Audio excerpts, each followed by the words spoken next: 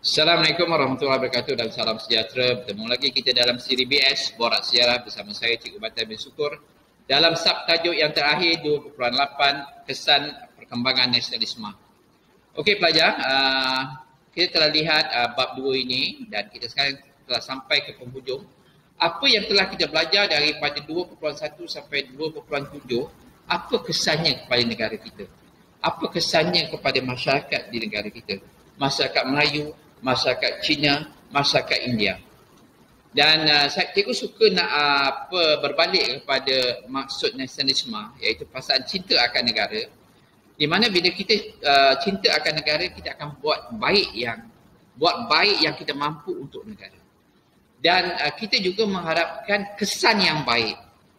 Tapi kadang-kadang berlaku juga kesan di luar jangka kan. Tetapi bila kita berniat baik, kita juga berharap bahawa kita mampu memberi impak yang positif kepada negara.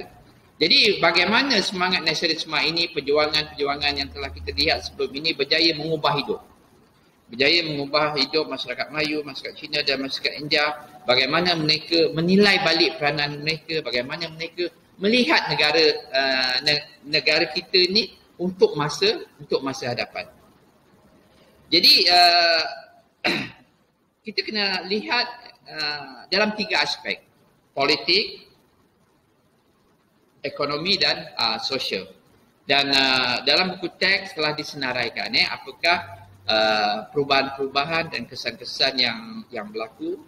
Cuma cikgu nak ulas bahawa dalam bidang politik, bagaimana desakan-desakan yang dibuat oleh pertubuhan-pertubuhan, oleh penulisan-penulisan dan akhbar, majalah, novel dan sebagainya telah memberi kesan di mana British akhirnya telah telah bersetuju untuk menambah bilangan pegawai-pegawai dari kalangan orang Melayu dalam perkhidmatan kerajaan. Jadi desakan ini British dengar, British dengar dan ambil cakna lah.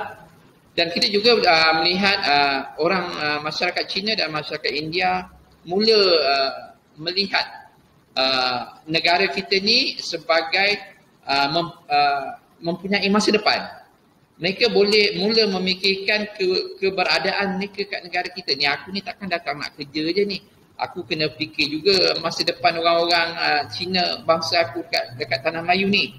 Sebab tu orang-orang Cina mula memikirkan tindakan-tindakan bagi memajukan bidang pendidikan. Begitu juga orang-orang India yang lahir di tanah Melayu, mereka cuba melihat mereka sebagai sebahagian daripada tanah Melayu, sebagai masyarakat di tanah Melayu. Jadi British mula berhati-hati. Dari segi negatifnya, British mula berhati-hati apabila nampak orang Melayu ni menentang secara radikal, ramai pemimpin Melayu yang telah ditangkap. Jadi awak kenal pastilah siapa. Jadi perkara ini kesan dia lah. Kesan dari segi politik. Dalam bidang ekonomi, kita sedia maklum orang Melayu agak ketinggalan pada masa itu. Jadi desakan-desakan ini, penulisan-penulisan ini telah menyedarkan orang Melayu untuk lebih terlibat dalam bidang ekonomi, dalam bidang perniagaan, cuba memperbaiki tahap penguasaan ekonomi mereka. Orang Melayu ramai jadi petani, terperangkap dengan kemiskinan. Orang Melayu mula melihat kepentingan pendidikan tinggi. Dengan pendidikan tu boleh mengubah hidup lah.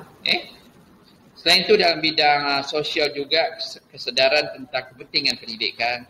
Anak-anak perempuan mula bersekolah, mula belajar, bilangan guru pun meningkat. Guru-guru Melayu meningkat. Bila lebih ramai guru terlatih, bermaksud pendidikan, kualiti pendidikan juga meningkat. Dan orang-orang India juga, orang daripada Ceylon untuk menubuhkan persatuan. Begitu juga masyarakat Cina yang mula mengambil berat. Dan mereka minta mereka dilibatkan.